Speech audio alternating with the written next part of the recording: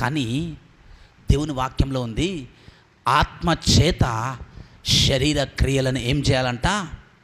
చంపాలి. నీలో ఉన్న పరిశుద్ధాత్మ దేవుడు ప్రతి శరీర కార్యాన్ని చంపేయడానికి సమర్థత గలవాడు. నీవేం చేయాలి? ఈ చోట రాయబడింది, ఆత్మానుసారంగా నడుచుకొనుడి, అప్పుడు మీరు శరీరేచ్ఛలను నెరవేర్చరు. మనం చేయవలసిన పని ఒకటి ఉంది ఈ లోకంలో. ఏందయ్యానంటే, నీవు ఆత్మ మీద ఫోకస్ చేయి. శరీరమును గురించి నువ్వు భయపడుతున్నావు కదా, అలవాట్ల గురించి, బలహీనతల గురించి, చెడు గురించి నువ్వు భయపడుతున్నావు కదా. అయితే నువ్వేం చేయాలంటే, పరిశుద్ధాత్మ మీద నువ్వు ఫోకస్ చేయి. ఆత్మానుసారంగా నడవడానికి నువ్వు ప్రయత్నం చేయి. అప్పుడేం చేస్తావంటే, ఆ నీలో ఉన్న ఆత్మ ఏం చేస్తుంది? ఆత్మ బలవంతంగా తయారయ్యి నీ శరీర కార్యాలని మొత్తం చంపేస్తుంది. ఎందుకు పరిశుద్ధముగా తీర్చబడుతున్నారు? ఎందుకు పవిత్రంగా బ్రతకగలుగుతున్నారు? ఎందుకు మంచి మనుషులాగా తీర్చబడుతున్నారంటే, పరిశుద్ధాత్మ సహకారంతో నువ్వు జీవించినట్లయితే, ఆత్మీయ కార్యాలను దృష్టి పెట్టినట్లయితే, ఆత్మ సంబంధమైన వ్యక్తిగా నువ్వు మార్చబడ్డానికి నువ్వు ప్రయత్నం చేసినట్లయితే, నీలో ఉన్న శరీరాన్ని నువ్వు జయించే వ్యక్తిగా నీవు ఉంటావు. నిజమైన క్రైస్తవ జీవితం అంటే ఆత్మచేత శరీర క్రియలను చంపడమే. దేవుని ఆత్మ చేతను నడిపించబడితే నీ కలలో కూడా నువ్వు పాపము చేయలేవు. అదేందన్న, కలలో మన ఇష్టాలు ఉంటాయి అంటే ఉంటాయి. నేను సాక్ష్యంగా నేను చెప్తాను. నాకు భయంకరమైన కళలు వచ్చేటివి. కళలో ఒక ఏమంటారు, అసహ్యమైన కొన్ని కళలు వచ్చేటివి చిన్నప్పుడు. ఎందుకు నాకు ఇష్టం లేదు కదా, అసలు నేనేమన్నా తప్పు చేస్తున్నానా, నేనేమన్నా చెడు చూపులు చూస్తున్నా, ఎందుకు వస్తున్నాయి అని నేను బాగా ఆలోచించాను. నాకు ఇష్టం లేనిది కూడా నా జీవితంలో జరుగుతుంది అని అంటే, శరీరము దేవునికి విరోధముగా పనిచేయడము ప్రారంభించింది కాబట్టి నువ్వు దేవుని యొక్క కార్యాలను నెరవేర్చలేవు. ఎందుకనంటే శరీరం నీకు వ్యతిరేకంగా పనిచేస్తుంది. నువ్వు ఎప్పుడు చేయించగలవంటే, నువ్వు శరీరమును వదిలేసి ఆత్మ వైపు నీ మనసును తిప్పి ఆత్మీయ సంగతులలో నువ్వు ఎదిగినట్లయితే, ఆత్మ సంబంధమైనటువంటి ప్రార్థన, వాక్యము, ఉపవాసము, పరిశుద్ధులతో సహవాసము, ఇవన్నీ నీ జీవితంలో కలిగి వాటిల్లో నువ్వు తర్ఫీదు పొందుతూ ప్రాక్టీస్ చేస్తూ నీవు పరిశుద్ధమైన కార్యాల మీద మనస్సు పెట్టినావు అనుకోండి, ప్రార్థనలో ఉన్నావు అనుకోండి, నీ మనస్సు నీ కలలో కూడా నీవు దేవునికి విరుద్ధంగా పాపము చేయలేవు. కలల కొరకు కూడా నీ జీవితంలో కార్యం జరుగుతుంది. నేను ఆ రోజు నుంచి అనుకున్నాను, నాకు ఇష్టం లేదు నా జీవితంలో జరగడానికి, నేను ఒప్పుకోను. నేను దేవునికి చెందిన వ్యక్తిని, నేను పరిశుద్ధుడైన క్రీస్తుకు చెందిన వ్యక్తిని. నా జీవితంలో జరిగితే దేవుని కార్యాలే జరగాలి, నా జీవితంలో జరిగితే దేవుని మహిమ కార్యాలే జరగాలి, కానీ పాపపు సంబంధమైన కార్యాలు జరగడానికి నేను ఒప్పుకోను ప్రభా అని ప్రార్థన చేయడం మొదలుపెట్టాను. కలలో కూడా ఒక పరిశుద్ధమైనటువంటి దేవుని సన్నిధిని నేను అనుభవించడం ప్రారంభించాను. కలలో కూడా దేవుని సన్నిధిని అనుభవించగలిగే శక్తి నువ్వు ఆత్మ మీద ఫోకస్ చేస్తే, ఆత్మ కార్యాల మీద నువ్వు ఫోకస్ చేయగలిగితే, నీవు పాపమును జయించిన వ్యక్తిగా ఈ లోకంలో ఒక ధైర్యముగా క్రీస్తుకు రాయబరిగా నువ్వు జీవించగలిగే అవకాశం నీకు ఏర్పడుతుంది. హల్లెలూయా, హల్లెలూయా. నీవు ఆత్మ సంబంధమైన కార్యాల మీద మనసు పెడితే, శరీరముతో కూడా ఏ చిన్న పాపమునకు కూడా నువ్వు లోను కావు. నువ్వు కలలో కూడా పాపము చేయలేవు, అది సాధ్యమే. ఎప్పుడు అనంటే, నీవు ఆత్మ సంబంధమైన వ్యక్తిగా నువ్వు జీవించినప్పుడు. హల్లెలూయా, హల్లెలూయా, హల్లెలూయా. ప్రార్థనలు, ఆత్మీయ జీవితంలో మీరు ఎదగండి, శరీరాన్ని మీరు చంపేస్తారు. అందుకే ఆత్మచేత శరీర క్రియలను చంపగలరు అని వాక్యంలో రాయబడింది. ఈ రోజున దేవుడు నీ జీవితంలో ఏం కోరుకుంటున్నాడంటే, నీ జీవితంలో ఏదైనా శరీర కార్యం నీ మీద ఏలుబడి చేస్తుందా? శరీర కార్యాల చేత నీవు ఆత్మ సంబంధముగా కృంగిపోయిన వ్యక్తిగా నువ్వు ఉన్నావా? శరీరముతో నీవు బలహీనపరచబడుతున్నావా? ఆత్మీయంగా శరీరము నీ పైన ఆధిపత్యం చేస్తుందా? అయితే నీవు దేవుని ఆత్మ చేత నింపబడాలి. నీవు దేవుని ఆత్మ కార్యములలో నీవు త్రవ్వుతూ ఎదిగినట్లయితే నీ ఆత్మతోని, దేవుని ఆత్మతోని నీ ఆత్మ ఏకమై నీ జీవితంలో శరీర కార్యాలు గొప్ప విజయమును చూడగలవు. హల్లెలూయా, హల్లెలూయా, హల్లెలూయా. నువ్వు ఆత్మలో ఎదిగే బిడగా నీవు ఉండాలి.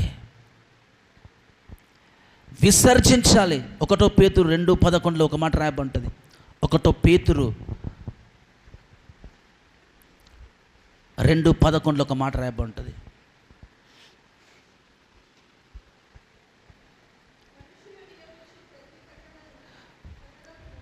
కట్టడకును ప్రభు నిమిత్తమై లోబడి ఉండుడి.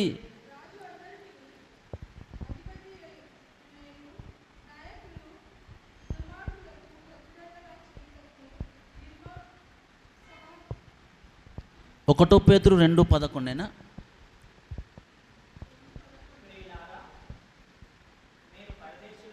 పరదేశులను యాత్రికులునై ఉన్నారు గనుక ఆత్మకు విరోధముగా పోరాడు శరీరాశలను విసర్జించి అన్యజనులు మిమ్మల్ని ఏ విషయములలో దుర్మార్గులను దూషింతురో ఆ విషయములలో వారు మీ సత్క్రియలను చూచి వాటిని బట్టి దర్శన దినమున దేవుని మహిమపరచినట్లు వారి మధ్యను మంచి ప్రవర్తన గలవారై ఉండవలనని మిమ్మల్ని బతిమాలకు. చూడండి, ఆత్మకు విరోధముగా పోరాడు శరీరాశలను విసర్జించండి అని రాయబడింది. Praise Lord. విసర్జించాలి. నీ ఆత్మను కృంగు చేసే ఏ పరిస్థితులు అయితే నువ్వు ఎదుర్కొంటున్నావో, నీ ఆత్మను తగ్గించే ఏ పరిస్థితుల గుండా నువ్వు వెళుతున్నావో, దేవునితో నీ సంబంధాన్ని కాలదన్న ఏ పరిస్థితిని నీ జీవితంలో ఎదుర్కొంటున్నావో వాటిని నువ్వేం చేయాలంటే విసర్జించాలి. విసర్జించడం అంటే కక్కివేయడం, తీసి పారవేయడం, నాది కాదు అనుకోవడం. ఈ జీవితం నాది కాదు, ఈ చెడు నాది కాదు, నన్ను పిలిచిన నా దేవుని పిలుపు నాకు ముఖ్యం, నా దేవుని ఆత్మ సంబంధమైన నా జీవితం నాకు ముఖ్యం, ఈ శరీర సంబంధమైన జీవితం నాకు వద్దు అని నువ్వు విసర్జించేటటువంటి క్రైస్తవునిగా నువ్వు జీవించాలే. ఆత్మకు విరోధముగానే పోరాడుతుంది శరీరం, కాబట్టి నువ్వు దాన్ని విసర్జించాలే, దాన్ని త్రోసివేయాలి. దానికి నువ్వు అట్రాక్ట్ చేయబడకూడదు, దానితో ఏకముగా చేయబడకూడదు. నువ్వు దేవునికి చెందిన వ్యక్తివి, నువ్వు దేవుని పిలుపును నీవు పొందుకున్న వ్యక్తివి, దేవుని మార్గంలో సాగవలసిన వ్యక్తివి. అనేకమైనటువంటి ఆలోచనలు నీ పట్ల దేవునికి ఉన్నాయి. దేవునికి నీ పట్ల ఒక మంచి ఉద్దేశాలు కలిగి ఉన్నాడు. నీ పట్ల నీ జీవితాన్ని అనేక మందికి ఒక మాదిరికరంగా తీర్చిదిద్దాలనుకుంటున్నాడు ఆయన. అనేక మందికి నిన్ను ఒక మాదిరికరంగా చూపించాలనుకుంటూ ఉన్నాడు. ఒక మంచి క్రైస్తవునిగా లోకానికి నిన్ను దేవుడు వెల్లడి చేయాలనుకుంటా ఉన్నాడు. కాబట్టి నీవు శరీరాన్ని విసర్జించాలి. అట్రాక్ట్ కనబడ్డప్పటికీ నీకేం అర్థం కావాలి? నాకు లాభం లేదు ఇది. ఎందుకనంటే ఇది ఎంత నన్ను ఆకర్షించినప్పటికీ, ఎంత ఇది నాకు కన్నులకు పండుగగా కనబడినప్పటికీ, ఈ శరీర సంబంధం అనేది నా దేవుని నీతిని నెరవేర్చలేదు. నాకు ఒక కాలింగ్ ఉంది, నాకు ఒక పిలుపు ఉంది, నన్ను దేవుడు పిలిచాడు, నన్ను దేవుడు ప్రత్యేకించాడు.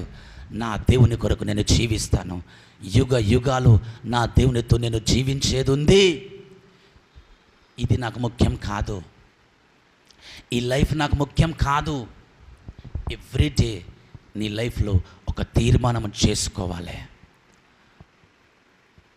ఒక నిబంధన కలిగి ఉండాలి. నువ్వు నా దేవుడు నన్ను పిలిచాడు, నేను నా దేవుని మాటనే వింటాను. చూడండి, హవ్వ ఏం చేసిందనంటే కన్నులకు రమ్యమైనదిగా కనబడ్డదంట. కన్నులకు ఎట్లా కనబడ్డదంట?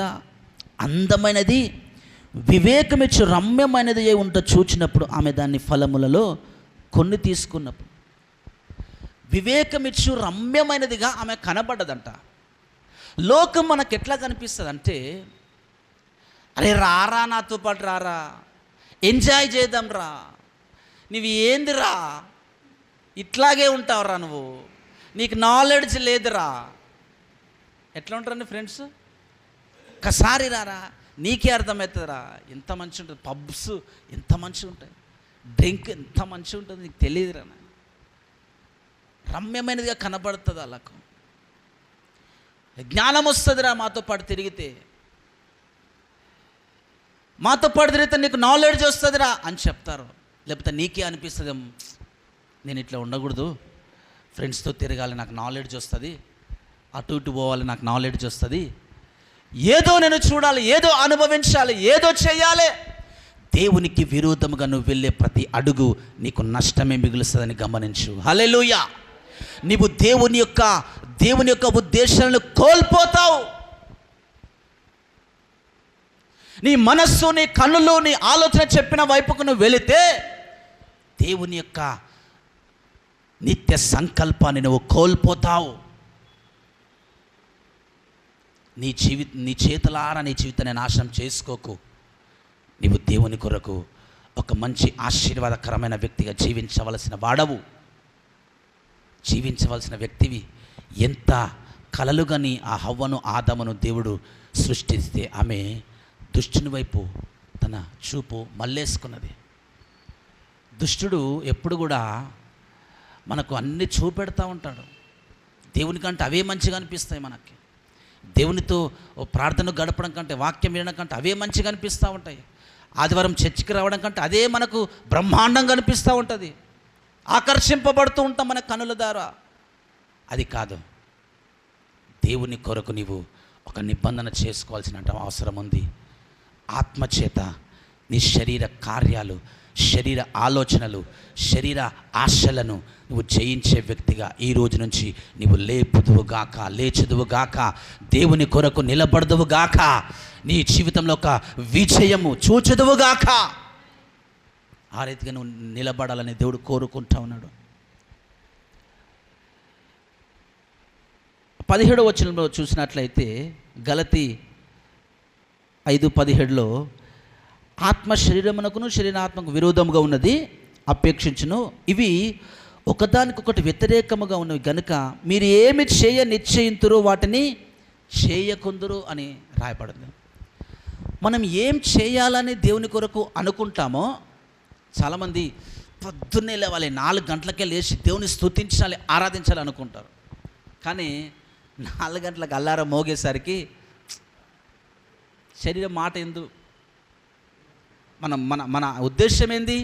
లేవాలి, ప్రార్థన చేసుకోవాలి. కానీ నీ శరీరం నీపైన డామినేషన్ చేస్తుంది. నిజమా కాదా? డామినేషన్ చేస్తుంది. ఎందుకంటే దాని పనే అది, నేను డామినేట్ చేసి దేవుడి నుంచి నేను దూరం చేయాలని. కాబట్టి నీవు ఆత్మలో తీవ్రత కలిగిన వ్యక్తివైతే ఉపవాసంలో ఉండి చూడండి. ఉపవాసంలో ఉన్నప్పుడు ఏమైతే తెలుసా, నీ ఫ్లెష్ తగ్గుతూ వస్తుంది. అమ్మగారిని అడగని చెప్తుంది ఏం జరుగుతుంది ఉపవాసంలో అని. నీ శరీర కోరికలు తగ్గుతూ వస్తాయి. ఏం జరుగుతుందనంటే నీవు దేవునికి అనుసంధానం చేయబడతావు. నీ ఆత్మ నీలో మండుతుంది, నీ ఆత్మ దేవునికి సమీపముగా వెళుతుంది. కాబట్టి ఉపవాసాన్ని మీరు ఆలోచన చేయండి. ఉపవాసం ఈజ్ ద బెస్ట్ వే దేవుని చేరుకోవడానికి, దేవునికి అనుసంధానం చేయబడడానికి.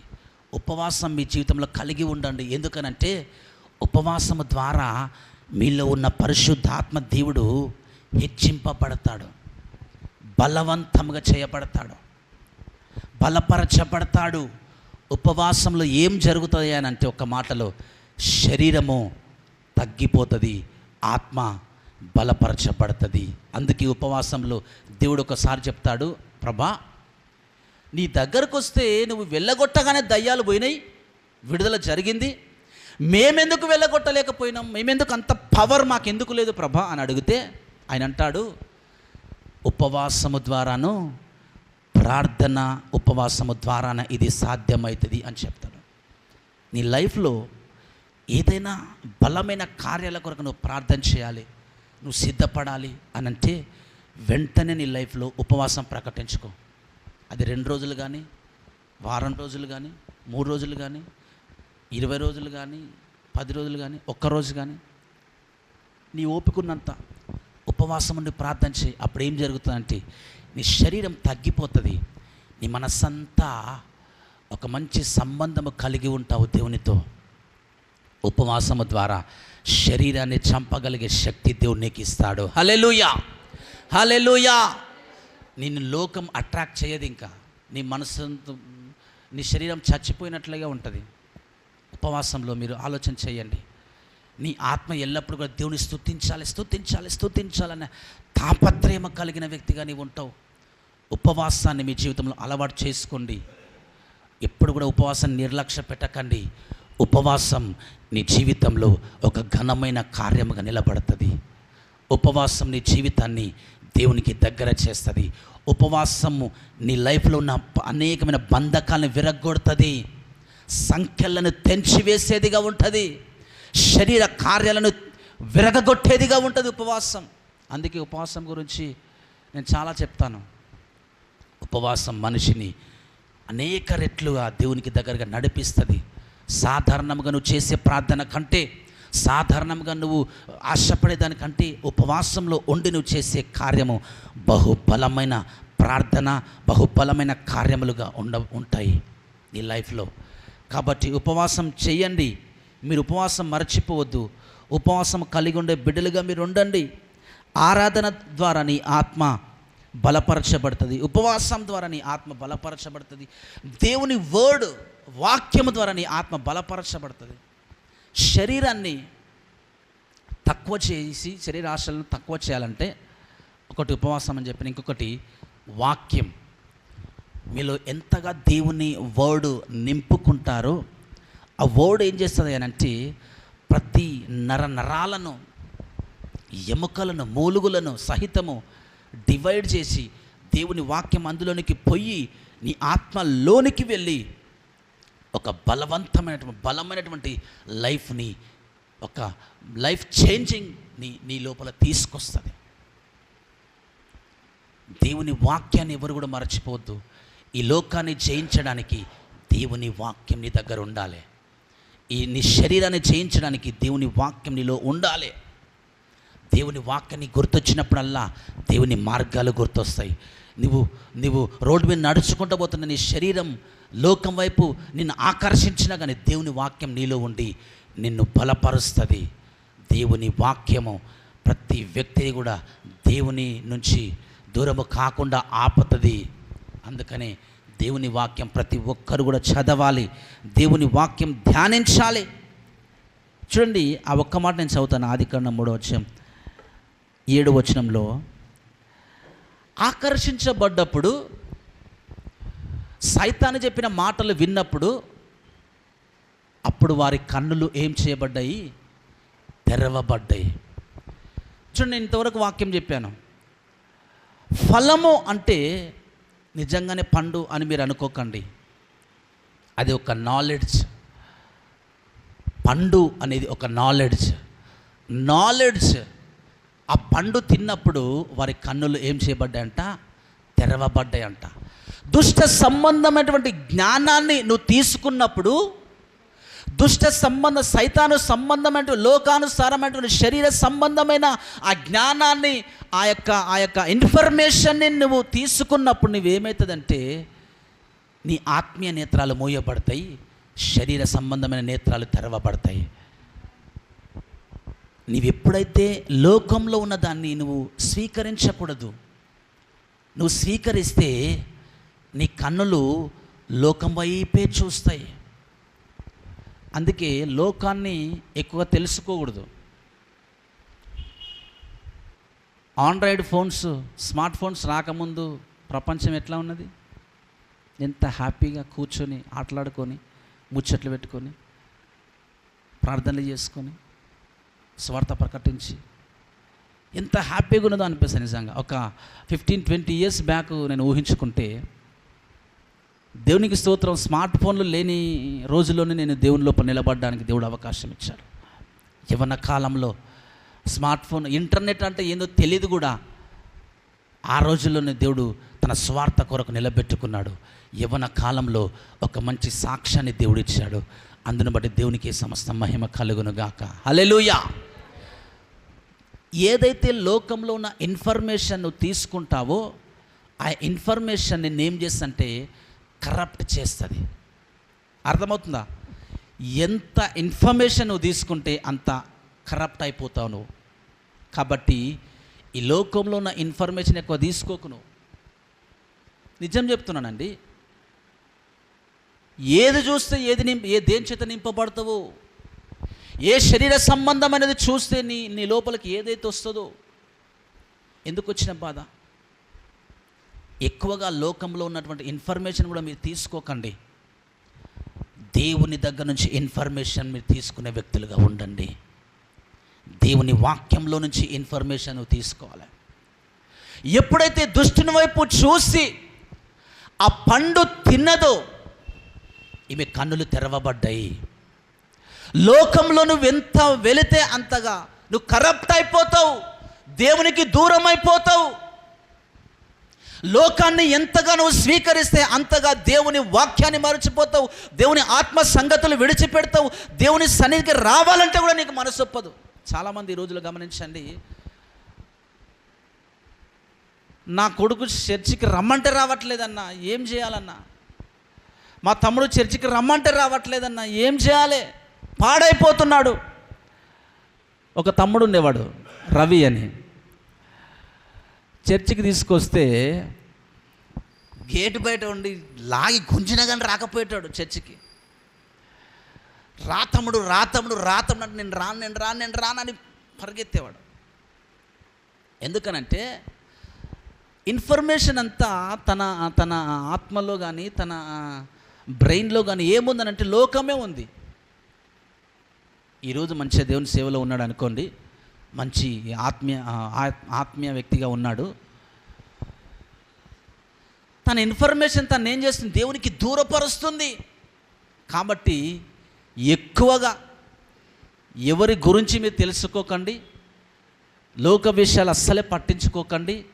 మీరు అట్లయితేనే ఆత్మలో తీవ్రత కలిగిన వ్యక్తులుగా మీరు జీవించడానికి అవకాశం ఉంటుంది. హల్లెలూయా, హల్లెలూయా. హవ్వ ఆ నాలెడ్జ్ తీసుకున్నది, శరీర సంబంధమైన నాలెడ్జ్ తీసుకున్నది, అబద్ధాన్ని తీసుకున్నది, దేవునికి దూరం అయిపోయింది. ఆమె కన్నులు తెరవబడ్డాయి. కన్నులు తెరవబడ్డమంటే లోక సంబంధమైన నాలెడ్జ్తో ఆమె నింపబడ్డది. ఆత్మీయ నేత్రాలు మూయబడ్డాయి. నీవు లోకాన్ని ఎంతగా చూస్తావో దేవునికి అంతగా దూరం చేయబడతావు.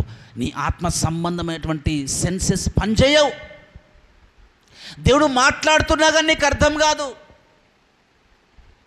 దేవుని వాయిస్ వినిపిస్తున్నా కానీ నీకు అర్థం కాదు. ఎందుకనంటే నీవంతా కూడా లోక సంబంధమైన ఇన్ఫర్మేషన్తో నింపబడ్డావు. లోక జ్ఞానమే నువ్వు తీసుకుంటున్నావు. నీకు దేవుని మాట ఎక్కడ అర్థమవుతుంది? నీకు ఒక సామెత ఉంటుంది, దున్నపోతు తెలుసా అండి మీకు? మనం వర్షంలో పోతే మనకేమనిపిస్తుంటుంది? 4-5 చినుకులు పడంగానే వర్షం వర్షం వర్షం అని ఏదో నీడకో లేకపోతే షెడ్ కిందకో పోతాం. అదే దున్నపోతున్న వర్షంలో తోలండి, అదేం చేస్తుంది? వర్షం రాని, తుఫాన్ రాని, ఏదైనా బైక్ గుద్దుకున్నా కానీ ఆ బైక్ కింద పడాలి కానీ దానికి ఏం కాదు. అందుకే ఒక సామెత ఉంటుంది, దున్నపోతు మీద వర్షం పడ్డట్టు. ఎందుకు వచ్చిన సామెత అంటే దాని శరీరం, దాని తోలు మనలాగే కొంచెం ఉండదు, ఇంత మందంగా ఉంటుంది. అందుకని దానికి ఏం కాదు. కొట్టినా కానీ మన చేతిలో నొప్పి పడుతుంది, కానీ దానికి ఏం కాదు. శరీరాన్ని నువ్వెంత తీసుకుంటావో, ఈ వరల్డ్లో ఉన్నటువంటి ఇన్ఫర్మేషన్ నువ్వు ఎంత తీసుకుంటావో, ఆత్మ సంబంధముగా నీవు అంత మొద్దుబారిపోతావు. నేను చెప్పేవన్నీ సత్యాలండి, స్టోరీలు కావు. హల్లెలూయా, హల్లెలూయా. శరీర సంబంధముగా నువ్వు యాక్టివ్గా ఉన్నప్పుడు ఆత్మ సంబంధముగా నీవు పడిపోతావు. కాబట్టి శరీర సంబంధమైన విషయాలు నీవు ఎక్కువ నీ జీవితంలోనికి రానియకు. దేవుని స్తుతియే నీ జీవితంలో ఉండని, దేవునికి సంబంధించిన వాక్యమే నీ జీవితంలో పెంచుకో, నింపుకో. ఎంత నింపుకుంటే అంతగా నీవు ఆశీర్వదించబడతావు. ఎంత విశ్వాస సంబంధమైనటువంటి మాటలు నింపుకుంటే అంతగా ఆశీర్వదించబడతావు. లోకాన్ని నువ్వు స్వీకరిస్తే దేవుడినితో మాట్లాడేది అర్థం కాదండి. చాలామంది అడుగుతారు, అసలు దేవుడు మాట్లాడతాడా, నాకేం అర్థమవుతలేదని, నాకు ప్రార్థన చేయమంటే ప్రార్థన రావట్లేదని. అంటే నీ జీవితంలో ఏమైపోయింది తెలుసా? ఆ ప్రాబ్లం ఉందా ఎవరికన్నా? ప్రార్థన చేయమంటే నాకు ప్రార్థన రావట్లేదు, నాకు నోటి మాటనే సరిగా రావట్లేదని ఎవరైనా ఉన్నారా ఇక్కడ? అటువంటి వారు ఎవరైనా ఉంటే నీ నీ నీ నీ మెదడులో ఏమున్నాయంటే లోక సంబంధం విషయాలు నిండిపోయినాయి. అందుకే నీకు నోరు తెరిస్తే ప్రార్థన కూడా రావట్లేదు. నువ్వు దేవునికి సంబంధించిన విషయాలు నువ్వు నింపుకుంటే నువ్వు నడుస్తున్నా ప్రార్థనే వస్తుంది, కళ్ళు మూసుకున్నా ప్రార్థనే వస్తుంది, నువ్వు ఏం చేసినా ప్రార్థనే వస్తుంది.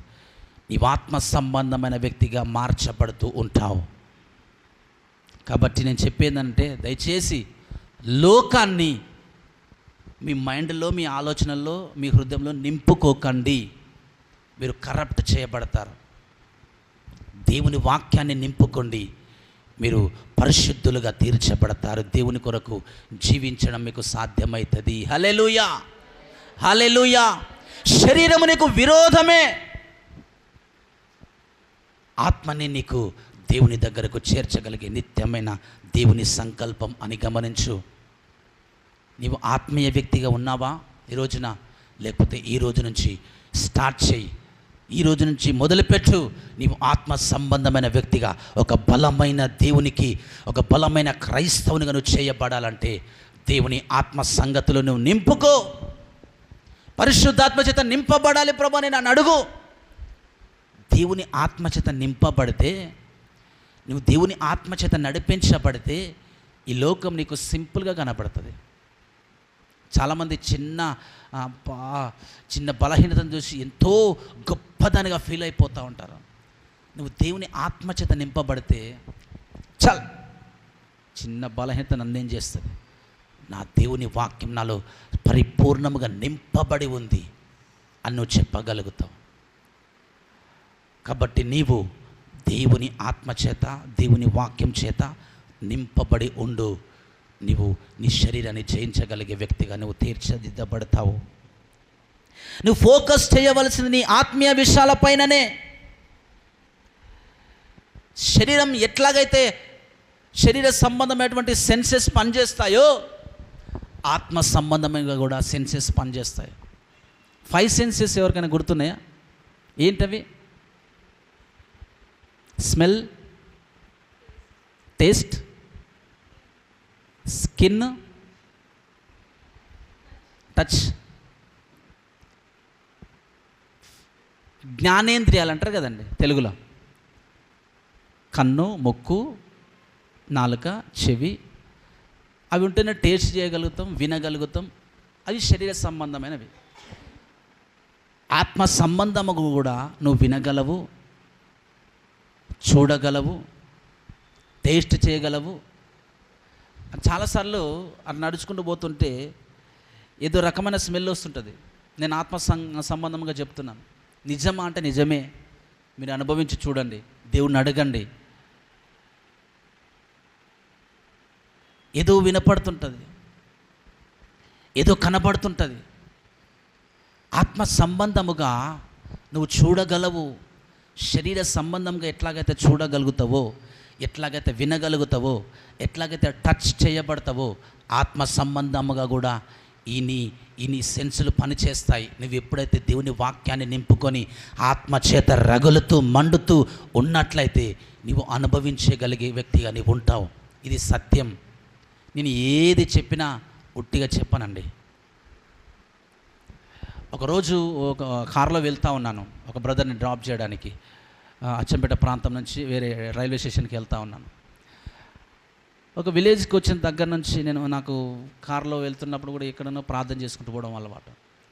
ప్రార్థన చేస్తున్నాను, అక్కడ నాకు ఆ సెన్స్ ఏదో తేడా కొట్టింది. అక్కడ మొత్తం వేరే స్పిరిచువల్ థింగ్స్ డిఫరెన్స్గా అనిపించింది. అపవిత్రమైన ఉద్దేశాలతో ఉన్నాయి. ఏంది ఏంది ఏంది ఏదో ఉంది ఈ ప్రాంతంలో ఏదో ఉందని, ఏదో తన కారాప్త ఇక్కడెక్కడన్నా ఏమైనా ఉందా, పెద్దది ఏమైనా ఉందా అని అడిగితే అని చెప్పాడు, ఒక పెద్ద టెంపుల్ ఉందన్న పక్కనే అని చెప్పాడు. నాకు అప్పుడు అర్థమైంది. ఎందుకనంటే ఆత్మ సంబంధమైన సెన్స్ పనిచేసినప్పుడు ఆత్మీయ ప్రపంచంలో ఏం జరుగుతుందో మనకు అర్థమైపోతుంది. పైనుంచి దిగొచ్చిన వాళ్ళకి అట్లా కనిపిస్తా అంటే ఏం లేదు. ఫర్ ఎవ్రీబడి నీవు ఆత్మలో ఎదిగితే శరీరాన్ని నువ్వు దూరం చేసుకొని ఆత్మ సంబంధముగా నువ్వు ఎదిగి ఎదిగి ఎదిగి ఫలించి నీవు ఆత్మతో జీవించే వ్యక్తిగా తయారవుతావు. దేవుడు మనతో చెప్పే మాట ఏంది ఈరోజునంటే, నీవు ఆత్మ సంబంధమైన వ్యక్తివి. నీవు ఆత్మచేత శరీర క్రియలను చంపాలే. నీ ఉద్దేశం వేరుగుంది, కానీ నువ్వు శరీరము గురించి ఎందుకు ఆలోచన చేస్తూ ఉన్నావు? ఎందుకు నువ్వు దూరంగా వెళుతూ ఉన్నావు? దేవుని ఆత్మచేత నువ్వు శరీరాన్ని చంపేసే వ్యక్తిగా నువ్వు ఉండాలి. నువ్వు ఈ రోజు నుంచి ఆత్మ మీద ఫోకస్ చేసే వ్యక్తిగా నువ్వు మార్చబడదువుగాక. ఆత్మీయ విషయాలను చూచుదువుగాక, విందువుగాక. దేవుని స్వరము నీ జీవితంలోనికి వచ్చునుగాక, నువ్వు వినపడునుగాక. నీ చెవులు, అందుకే దేవుడు అనేక మనం రాసించాడు, చెవి గలవాడు వినుగాక. ఎవరికైనా చెవులు లేని వారు ఉంటారా?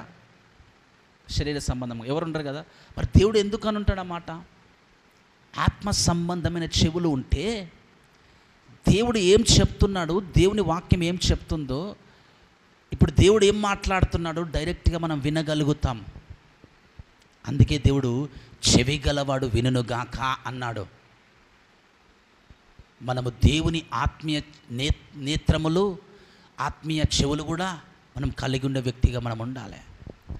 మనము ఆత్మ సంబంధమైన బిడ్డలుగా ఉంటే ఈ లోకం మన ద్వారా దీవించబడుతుంది, మనము కూడా దీవించబడతాం.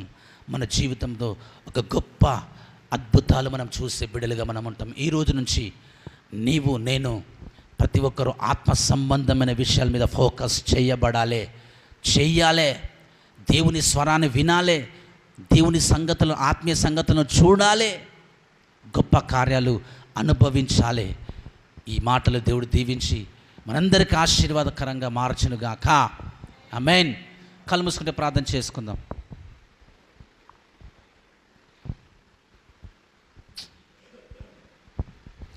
Glory unto you, Lord. Praise you, Jesus. Oh, shalarabandale barabarabarabase. Uri baba baba baba baba mama masha.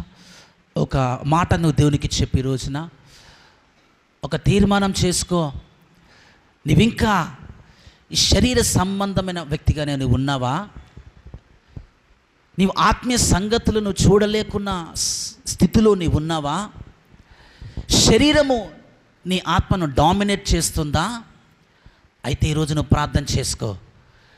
నీవు నీ ఆత్మ ద్వారా, దేవుని పరిశుద్ధాత్మ ద్వారా శరీర క్రియలను ఎదిరించి, గెలిచి, విజయం సాధించి చంపేసే వ్యక్తిగా నువ్వు మార్చబడబోతున్నావు ఈ రోజు నుంచి. రపాషకల మందెలె బెహేసియా రెలోజల మందెలె బ్రా ఓ షఖర బర బర బర బరి బర బర బస్సా మేఖూల బరందలి బ్రాస్టా రెసోటోలో బోషై రెజీలల మందల బరైకా రీజాలబా కలబా షకలబా రైసెలే బే బే బే బే బే బే బే బే బే బే బే బే బే బే బే బే. నన్ను క్షమించండి తండ్రి. నా తండ్రి, శరీరము కలిగించే ఆలోచనల వైపు, శరీరము కలిగించే హృదయ ఆలోచనల వైపు, ఆశల వైపు నేను చూస్తున్నానేమో. నన్ను క్షమించండి. ఈ రోజు నుంచి నీ ఆత్మ సంగతుల మీద నేను ధ్యానం పెడతాను. నీ ఆత్మ సంగతులు నేను చూస్తాను. ఆత్మీయ నేత్రాలు నాకు తెరవండి ప్రభా. ఆత్మచేత శరీర క్రియలను చంపే బిడగా నన్ను లేవనెత్తండి తండ్రి అని ప్రార్థన చేసుకో. లోకాన్ని నేను నింపుకోకుండా నీ వాక్యాన్ని నేను నింపుకుంటాను. నీ వాక్యంతో నేను నింపబడతాను. నీ పరిశుద్ధాత్మ సంగతులు నేను చూస్తాను. నిన్ను చూసే కన్నులు నాకు దయచేయి ప్రభా. Hallelujah Jesus, we praise you Lord, glorify your name. Oh రబాబాషా మెకీల బరబంద లిబ్రట రెజోలో బ్రోసోటో రెకీసల మంద లిబ్రడల బల్హసక్ర. రాజానికి స్తోత్రాలయ, రాజానికి స్తోత్రాలయ. వందనాలు వందనాలు వందనాలు వందనాలు వందనాలు వందనాలు ప్రభా. మహోన్నతుడానికి స్తోత్రాలు స్తోత్రాలు స్తోత్రాలు. హల్లెలూయా హల్లెలూయా హల్లెలూయా హల్లెలూయా. నీవు దేవుని పోలికగా సృష్టింపబడిన నవీన స్వభావమును ధరించుకున్న వ్యక్తివి. నీ పాత స్వభావం వైపు నువ్వు తిరిగిపోకు. సరే నువ్వు క్రైస్తవుడవే, సరే నువ్వు క్రైస్తవురాలవే, అయితే నువ్వెంత ఆత్మ సంగతులు చూస్తున్నావు? నువ్వెంతగా దేవుని ఆత్మచేత నింపబడుతున్నావు? నువ్వెంతగా నీ శరీరాన్ని తృణీకరిస్తున్నావు? నీవెంతగా శరీరాన్ని కొరకు నువ్వు చచ్చిపోతున్నావు దినదినము? ప్రతి క్రైస్తవునికి ఇది అవసరం.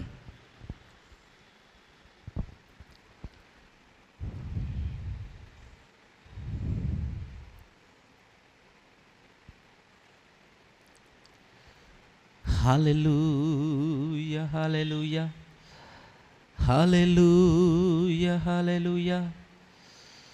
ఓ హల్లెలూయా హల్లెలూయా. శరీర సంబంధం అనేది పూర్తిగా సైతాను స్వభావం అని గమనించు. అది నీది కాదు, నీకు చెందినది కానే కాదు. నీవేదైతే ఆత్మ సంబంధమైన విషయాలు నువ్వు కలిగి ఉన్నావో అదే నీకు దేవునికి చెందినది.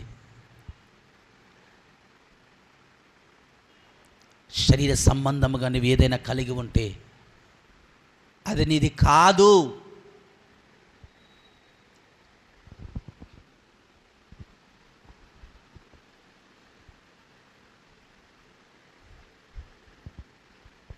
ఆత్మ మూలము కానిదేదో అది పాపము అన్నాడు దేవుడు.